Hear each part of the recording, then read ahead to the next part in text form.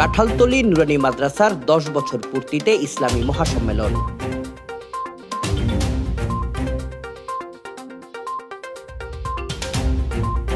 কাঁঠালতলী নুরানী তালিমুল কুরআন মাদ্রাসার 10ম বছরে পদার্পণ উপলক্ষে ইসলামী মহাসম্মেলন অনুষ্ঠিত হয়েছে।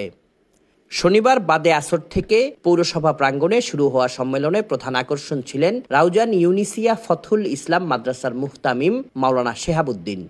প্রধান অতিথি ছিলেন নুরানী তালিমুল কুরআন বোর্ড ঢাকার চেয়ারম্যান আবু মুর্তাজা মুফতি মোহাম্মদ ফয়জুল্লাহ। প্রধান আলোচক ছিলেন জামিয়া আরাবিয়া জিরি পটিয়ার মুহাদ্দিস মাওলানা কারি নুমান জাহাঙ্গীর।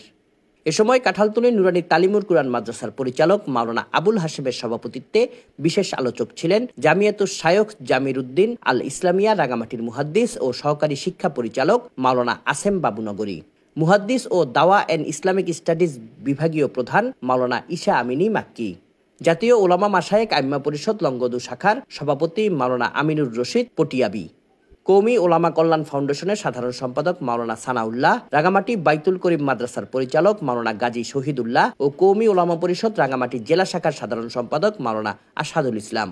ধর্মীয় আলোচনা শেষে মাদ্রাসার হেফজখানার শিক্ষার্থী ও উলামায়ে কেরামদের মাঝে সম্মাননা স্মারক প্রদান করা হয়। পরে দেশ ও জাতির কল্যাণে বিশেষ দোয়া মোনাজাত অনুষ্ঠিত হয়। Desk report, CST TV।